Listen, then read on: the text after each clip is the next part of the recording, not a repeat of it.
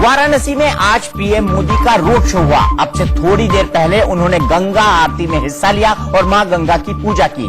इससे पहले पीएम मोदी ने वाराणसी में 7 किलोमीटर लंबा रोड शो किया, जिस दौरान करीब 3 घंटे तक वाराणसी में मोदी मोदी के नारे गूंजते रहे।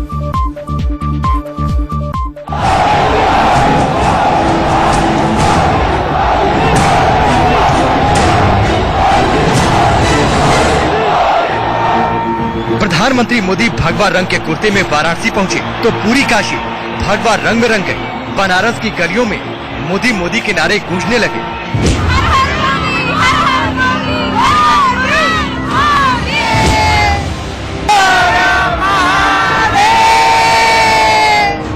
सबसे पहले पीएम मोदी ने बीएचयू के सिंह द्वार स्थित पंडित मदन मोहन मालवीय की प्रतिमा पर माल्यार्पण किया।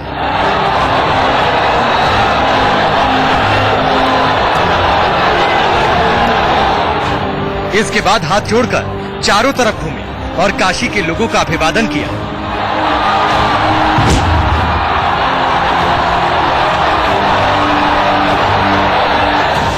मालवीय जी की प्रतिमा पर माल्यार्पण के बाद बैंड बाजे के साथ पीएम मोदी का रोड शो शुरू हुआ। खुली एसयूवी गाड़ी में पीएम खड़े थे और सड़क के दोनों तरफ लाखों की भीड़ उनके स्वागत में खड़ी थी।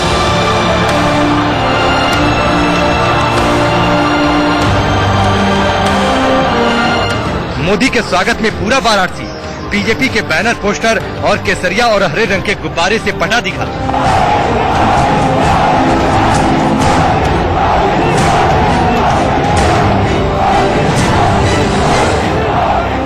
रोड शो में आगे आगे पीएम की गाड़ी और पीछे कई गाड़ियों पर बीजेपी के बड़े नेता सवार थे। बीजेपी के रथ पर सीएम योगी आदित्यनाथ, महेंद्र नाथ पांडे और कई कैबिनेट मंत्री दिखे। वहीं एक अलग गाड़ी में शाहनवाज हुसैन और बीजेपी आईटी सेल के प्रवक्ता अमित मालवीय चल रहे थे। इस चौराहे पे प्रधानमंत्री नरेंद्र मोदी पहुंच चुके हैं। फूलों से पूरी तरीके से ढक चुके हैं प्राइम मिनिस्टर। आप देखिए यहाँ पे लगातार लोगों को हाथ हिला के संबोधन दे रहे हैं और यहाँ से इनका काफिला जो है आगे बढ़ रहा है। हजारों लोग जो है इस वक्त रोड पे है और हजारों लोग इस वक्त जो है बिल्डिंग्स के ऊपर मौजूद है। ये सभी लोग जो है लगातार जो है अभिवादन दे रहे हैं और फूल पंखुड़ियों से प्रधानमंत्री का स्वागत कर रहे हैं। आप इनके पीछे देख सकते हैं योगी आदित्यनाथ मौजूद है। इसके अलावा नीलकंठ तिवारी यहाँ पे मौजूद है, महेंद्र नाथ पांडे यहाँ पे मौजूद है। ये सभी नेता अपने सुप्रीम लीडर के साथ मौजूद है और लगातार यहाँ से हाथ हिलाते हुए लोगों को अभिवादन स्वीकार करते हुए यहाँ से आगे बढ़ रहे हैं। आप देखिए अनुप्रिया पटेल एनडीए की कहा जाए एनडीए की कोर टीम में है और अनुप्रिया पटेल भारतीय जनता पार्टी के साथ इनका गठबंधन भी हुआ है इनकी पार्टी का और ये केंद्र में मंत्री भी रही हैं। यहाँ से आप देखिए काफिला जो है आगे बढ़ रहा है। पीएम का काफिला लंका गेट होता हुआ आगे बढ़ा। कुछ ही देर में उनकी गाड़ी गुलाब की पंखुड़ियों से पट गई। आपको बता दें कि पीएम मोदी के स्वागत के लिए वाराणसी में 25 क्विंटल गुलाब की पंखुड़ियां मंगाई गई थी।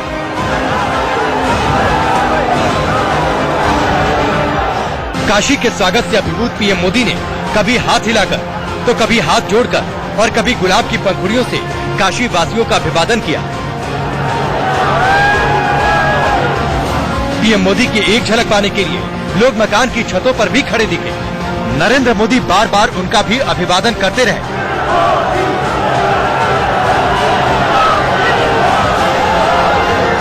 बताया जा रहा है कि मोदी के रोड शो के साथ ही करीब 5 लाख लोग बने और हजारों लोगों ने उनकी तस्वीर अपने मोबाइल फोन के कैमरे में कैद की।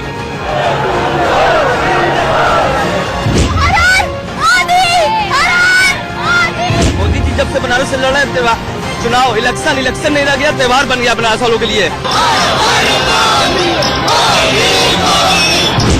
वाराणसी में ऐसा पहली बार हुआ कि इतनी बड़ी तादाद में महिलाएं किसी राजनीतिक कार्यक्रम की साक्षी बनी। हजारों सजी धजी महिलाओं ने पीएम मोदी के रोड शो में हिस्सा लिया।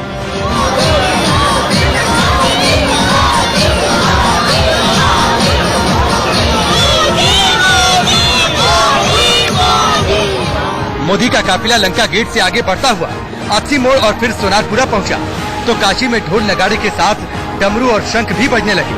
सोनारपुरा में मुस्लिम आबादी ज्यादा है, लेकिन यहाँ मुसलमानों ने भी पीएम मोदी का गुलाब की पंखुड़ियों से स्वागत किया। शाम होने पर बनारस की गलियों में रोशनी कम हुई, लेकिन पार्टी कार्यकर्ताओं और स्थानीय लोगों का जोश कम नहीं हुआ।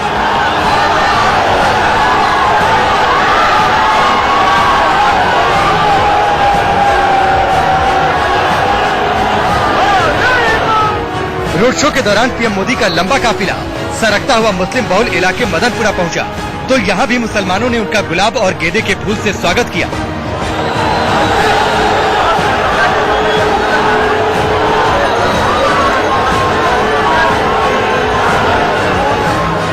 चालीस डिग्री की गर्मी और उमस में काशी की तंग गलियों में लोग झुलसते रहे, लेकिन शाम होने के बाद भी उनका मोदी प्रेम कम नहीं हुआ।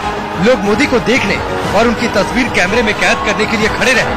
लोगों से ठसाठस भरी काशी की गलियों से पीएम का काफिला धीरे धीरे आगे बढ़ता रहा और वाराणसी में मोदी मोदी के नारे गूंजते रहे।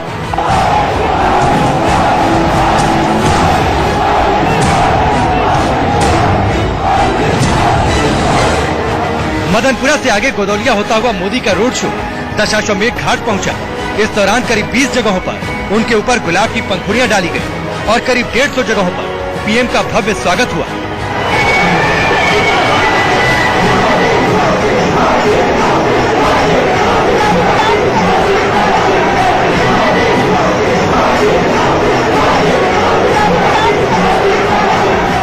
मोदी के रोड शो में मिनी भारत की छवि भी दिखी। बताया जाता है कि वाराणसी में केरल, गुजरात और अलग अलग राज्यों की काफी आबादी है और वो लोग पारंपरिक पहनावे में मोदी के रोड शो में शामिल हुए।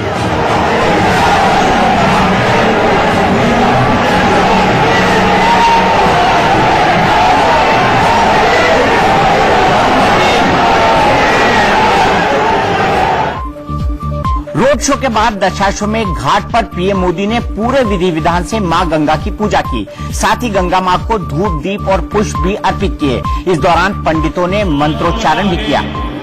गौरी मुखे त्रिकंठको विराजिते भागीरथ्याः पश्चिमे भागे विक्रम सके गौधावतारे अस्मिनो वर्षे परिधावी नामके संवत्सरे श्री सूर्ये गंगादेव्यै नमः। एतानि पाद्यानि राजमुनियान् समर्पयामि। स्नानि अम्बलम् समर्पयामि। पायाः देव्यान्नाय ओम हरे धुमायो तारिके पायो पाय द्वारे राधिकाः सोमयं माम भागीरथी गंगादेव्यै नमः। स्नानं समर्पयामि। स्नानान्ते शुद्धोदकस्नानं समर्पयामि। भागीरथ्याः पश्चिमे भागे विक्रम सके गौभ्यां गंगादेव्यै नमः। एतानि पायाः देव्यान्नाय ओम हरे धुमायो। गंगा आरती के दौरान पीएम मोदी मां गंगा की भक्ति में डूबे नजर आए। उन्होंने पूरे विधि विधान से गंगा आरती की और मां गंगा से जीत का आशीर्वाद मांगा।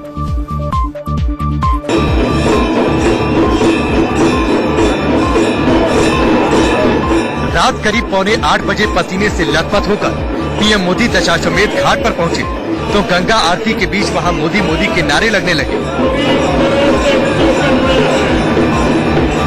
इस बीच बीजेपी अध्यक्ष अमित शाह और सीएम योगी के साथ वो घाट पर बने मंच की तरफ बढ़े। तिलक लगाकर उनका स्वागत किया गया।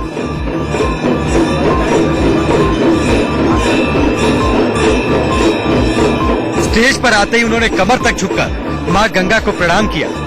इसके बाद मंच पर लगी कुर्सी पर बैठ गए। उनके बाईं तरफ वाली कुर्सी पर अमित शाह, उसके बाद प्रदेश अध्यक्ष महेंद्र नाथ पांडे बैठे और दाहिनी तरफ वाली कुर्सी पर सीएम योगी बैठे।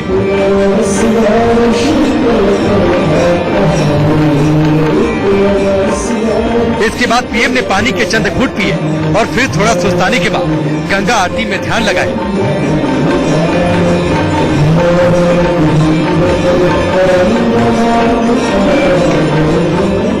हाथ जोड़कर वो काफी देर तक मंत्र बोलते दिखे। इस बीच उनका ध्यान अपनी चप्पल की ओर गया तो उन्होंने उसे उतार दिया।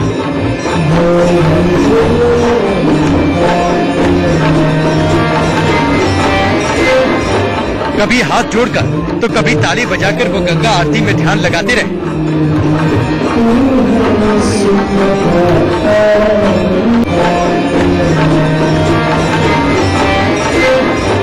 कभी हाथ जोड़कर तो कभी ताली बजाकर वो गंगा आरती में ध्यान लगाते रहे।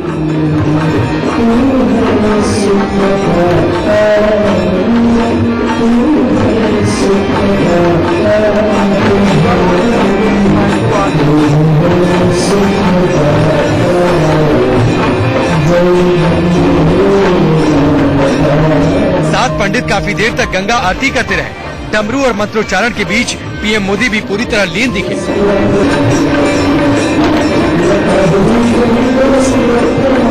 आपको बता दें कि पीएम मोदी को रोड शो के बाद गंगा आरती के तय समय पर दशाश्वमेध घाट पर होना था, लेकिन उनका रोड शो करीब 1 घंटे देरी से यहाँ पहुँचा। कुछ देर तक उनका गंगा आरती के लिए इंतजार किया गया, लेकिन जब देर ज्यादा हुई तो पंडितों ने गंगा आरती शुरू कर दी।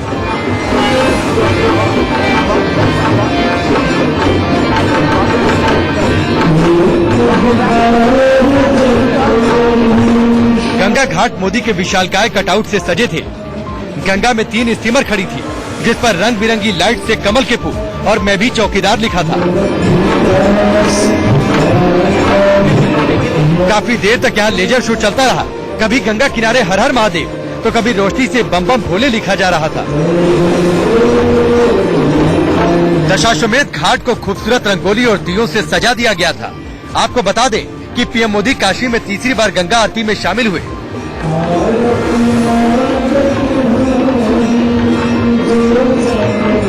पीएम रहते वो 2 बार गंगा आरती के साक्षी बन चुके हैं। इससे पहले वो जापान के पीएम शिंजो आबे के साथ गंगा आरती में शामिल हुए थे। पीएम मोदी के रोड शो पर विरोधियों ने तीखी प्रतिक्रिया दी है। कांग्रेस ने कहा है कि 5 साल में कुछ नहीं किया, इसीलिए अब ध्यान भटकाना चाहते हैं, तो वहीं बीएसपी ने मोदी पर वादा खिलाफी का आरोप लगाया है। देखिए, प्रधानमंत्री को भी शो ऑफ स्ट्रेंथ दिखाना पड़ रहा है, तो इससे तो यही जाहिर होता है कि जो 5 साल जो लोगों की अपेक्षा थी वो पूरी नहीं हुई है। एनडीए के तमाम नेताओं को वहां आमंत्रित किया गया है, तो इसकी आवश्यकता इसीलिए पड़ी है कि उनको लगता है कि आने वाला चुनाव यकीनन उनके लिए मुश्किल है। देखिए, बनारस जब भी मोदी जी जाते हैं 2-3 बातें वो जरूर कहते हैं। एक तो कहते हैं कि मैं माँ गंगा का बेटा हूँ, उसे सफाई करने आया हूँ, मैं क्योटो बनाने आया हूँ। बनारस की जनता जानती है, न बनारस का विकास हुआ, न वहाँ रोजगार दिया गया, न किसानों की बेहतरी हुई। केवल बनारस की जनता को ठगने का काम किया और माँ गंगा को, जिसको वो कहते थे, उससे भी ठगा उन्होंने, क्योंकि वहाँ उसकी सफाई नहीं की। आज जो नजारा काशी की सड़कों पर दिखाई दिया, कल वो फिर दिखाई देगा। कल का दिन भी मोदी के नाम रहेगा। कल पीएम मोदी वाराणसी से अपना नामांकन दाखिल करेंगे, लेकिन नामांकन से पहले एनडीए का शक्ति प्रदर्शन भी होगा।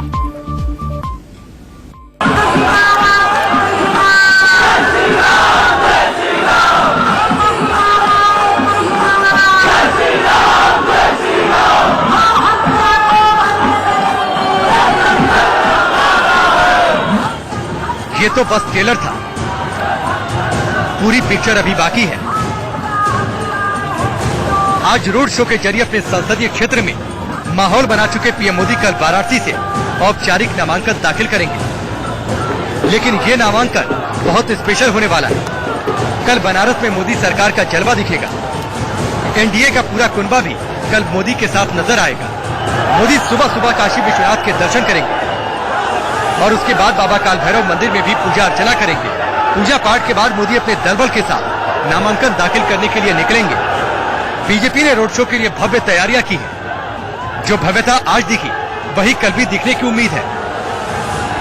मोदी सरकार के बड़े मंत्री और नेताओं का वाराणसी पहुंचना जारी है।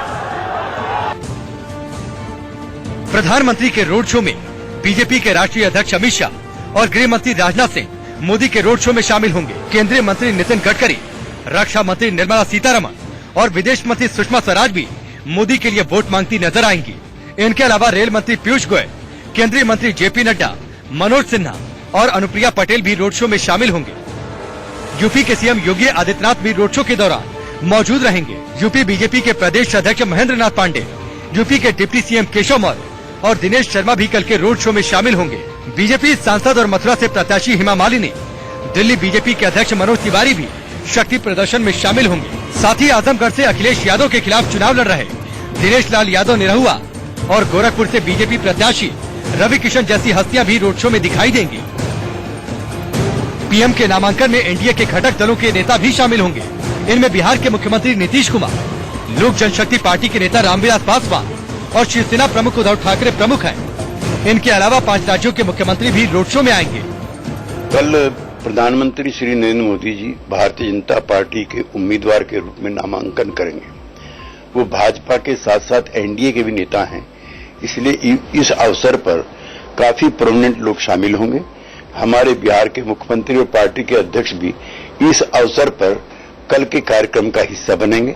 श्री प्रकाश सिंह बादल, शिवसेना चीफ उद्धव ठाकरे समेत आधा दर्जन से ज्यादा मुख्यमंत्री भी इस कार्यक्रम में उपस्थित होंगे और ये एक बड़ा शो होगा, जनसभा होगी, सारे नेता उसका भी हिस्सा होंगे। पूरा काशी मोदी मोदी बोल रहा है, पूरा काशी, पूरा उत्तर प्रदेश, पूरा देश मोदी मोदी बोल रहा है।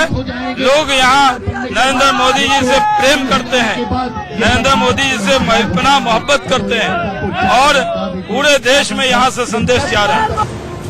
पीएम मोदी नामांकन करने जाते समय मलदहिया चौराहे पर सरदार वल्लभ भाई पटेल, नदेसर पर स्वामी विवेकानंद और कचहरी चौराहे पर बाबा साहेब भीमराव अंबेडकर की प्रतिमाओं को नमन करेंगे। इसके बाद प्रधानमंत्री मोदी रिटर्निंग अफसर के सामने नामांकन से जुड़ी औपचारिकताएं पूरी करेंगे। यूपी के बदले हुए सियासी समीकरणों में बीजेपी की राह मुश्किल है, इसलिए बीजेपी भी शक्ति प्रदर्शन में कोई कसर नहीं छोड़ना चाहती।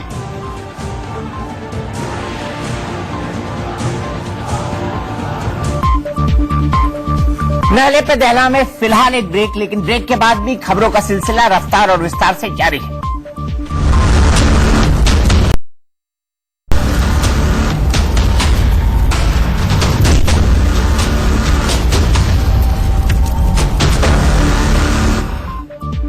अपने रोड शो के बाद प्रधानमंत्री मोदी इस वक्त काशी के इंटेलेक्चुअल्स के बीच बोल रहे हैं। आइए सीधे चलते हैं। अभी जिस तरह से मुझे काशी ने स्नेह दिया, दुलार दिया, मैं अभिभूत हूं। मेरा सौभाग्य है कि मैं काशी का हिस्सा बन पाया। साथियों, काशी के बारे में आदि शंकराचार्य जी ने कहा है, काश्या ही काश्यते काशी, काशी सर्व प्रकाशिका, सा काशी विदिता न तेन प्राप्ता ही काशिका। यानी काशी ही समस्त ज्ञान की प्रकाशिका एवं ज्ञान प्रदान करने वाली है। काशी की निरंतर शिक्षा, ये परंपरा उसकी गुरुता की परिचायक है। मुझे एक सांसद के रूप में काशी के ज्ञान से जुड़ने का अवसर मिला।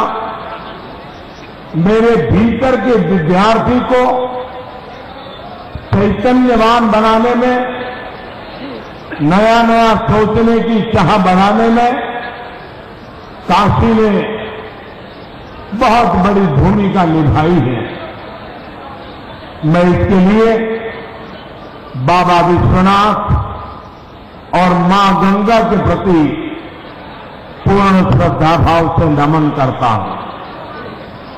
5 वर्ष पहले जब काशी की धरती पर मैंने कदम रखा, तब मैंने कहा था कि मां गंगा ने मुझे बुलाया है।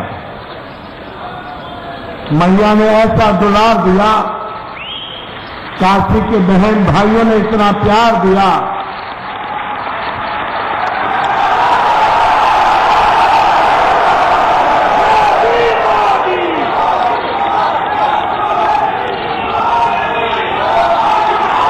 काशी ने इतना प्यार दिया कि बनारस के फक्कड़पन में ये फकीर भी रम गया।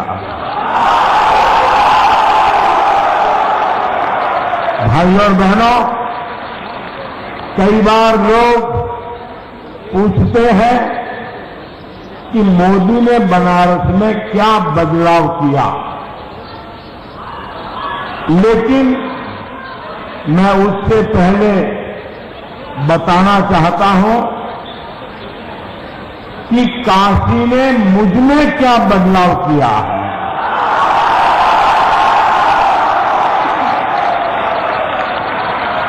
ये सेल्फी वालों से मेरी प्रार्थना है, मेरे पास 10 बजे तक का समय है, आप ऐसा मत करें। ये मेरा सौभाग्य है कि काशी की वेद परंपरा को ज्ञान के विश्लेषण व तार्किक अनुभवों से मैं जुड़ सका। काशी का ये प्रसाद मुझे अपने सामाजिक और राजनीतिक जीवन को तार्किक बनाने की शक्ति देता है। काशी की धार्मिक आस्था से महात्मा बुद्ध, गोस्वामी तुलसीदास, संत रविदास, कबीरदास, रामानंद जैसे विचारकों ने प्रेरणा दी। सत्य, न्याय, अहिंसा, ज्ञान की इस प्रेरणा ने मुझे भी वैश्विक स्तर पर इन मूल्यों के साथ खड़े होने का संबल दिया। काशी के इन महापुरुषों के द्वारा मेरी अंतरात्मा में यही भाव निरंतर प्रवाहित होता रहता है कि चाहे कुछ भी हो, प्रवाहित होता रहता है कि चाहे कुछ भी हो जाए, देश हित के अलावा किसी और का हित नहीं सोचूंगा।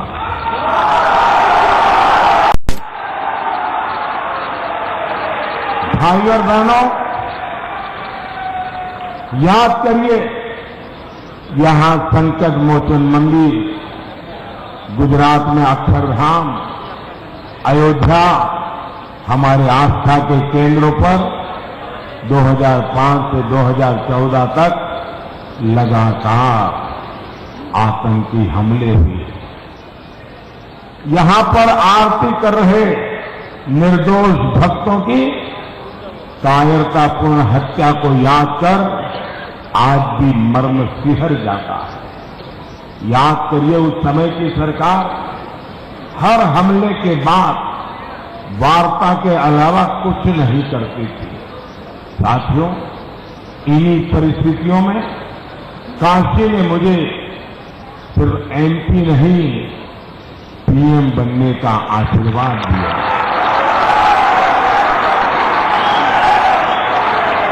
मुझे 130 करोड़ भारतीयों के विश्वास की ताकत दी। आतंकियों को उन्हीं की भाषा में जवाब देने का साहस दिया।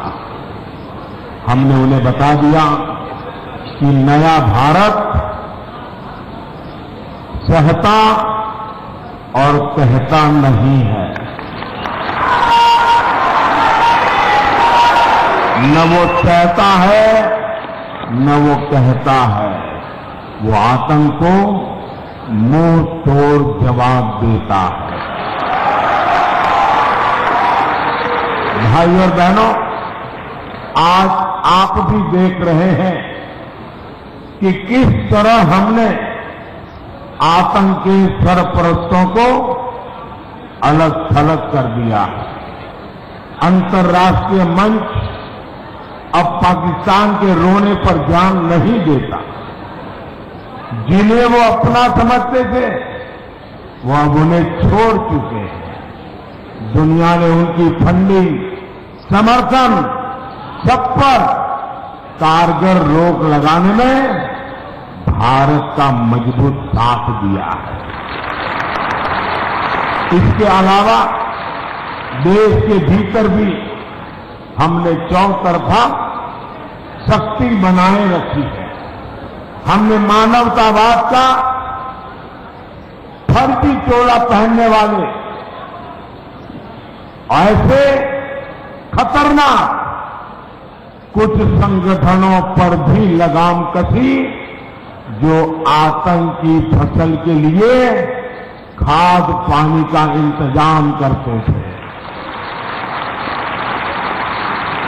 सरकार के ऐसे ही प्रयासों का ही नतीजा है कि बीते 5 वर्षों में भारत में किसी शहर, किसी पवित्र स्थान या मंदिर पर कोई आतंकी हमला नहीं हो सका। इतना बड़ा कुंभ का मेला सुख शांति के साथ देश ने अनुभव किया। आतंकवाद अब जम्मू कश्मीर के बहुत थोड़े से दायरे में सिमट कर रह गया है।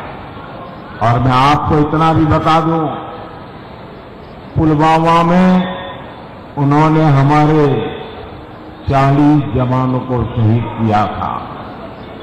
इस हमले के बाद उसी क्षेत्र में अब तक, हो सकता है मेरे बोलते समय आंकड़ा बढ़ भी जाए,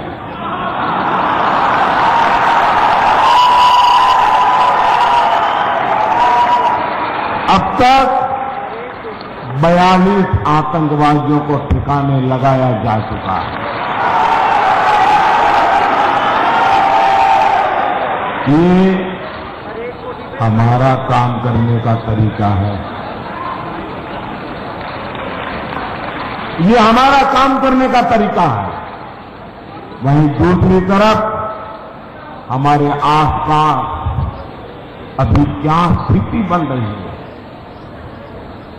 चुनौतियां कितनी गंभीर है, हमें उस पर भी ध्यान देना बहुत आवश्यक है।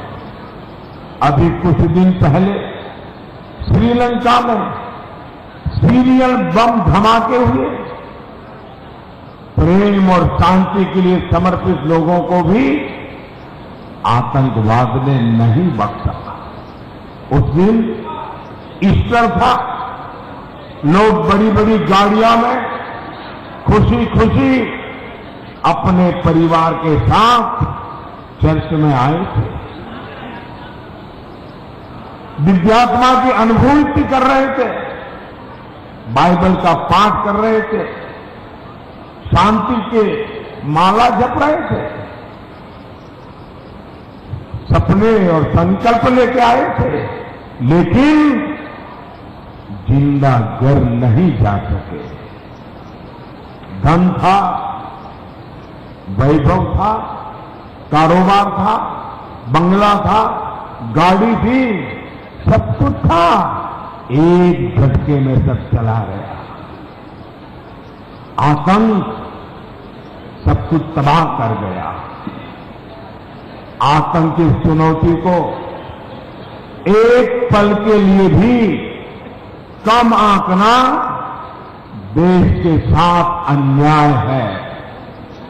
आप भी, आपके पास गाड़ी हो, बंगला हो, सब कुछ हो, लेकिन शाम को अगर जिंदा घर लौट के नहीं आओगे तो किस काम का?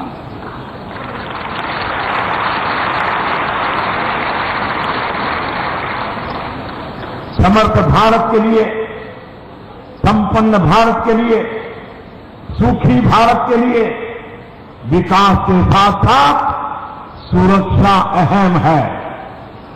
साथियों, मेरा ये स्पष्ट मत रहा है कि परिवर्तन तभी सार्थक होता है, तभी स्थायी होता है, जन मन बदलता है तब होता है। लेकिन इस जनमन को साधने के लिए तपस्या करनी पड़ती है।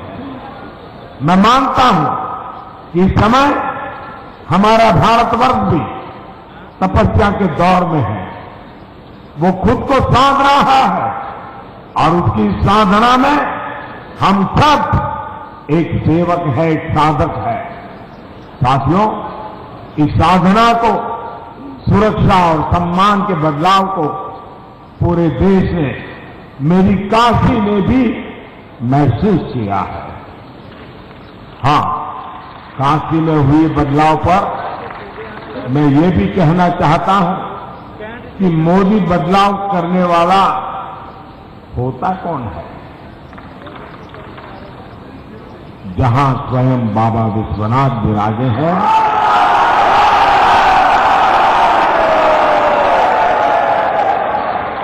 वहां उनकी मर्जी के बिना कुछ हो सकता है क्या? ये तो बस एक बेटे का संकल्प है और काशी की महान जनता की जीवंतता है जो ये पुरातन नगरी नवीनता को अंगीकार कर रही है।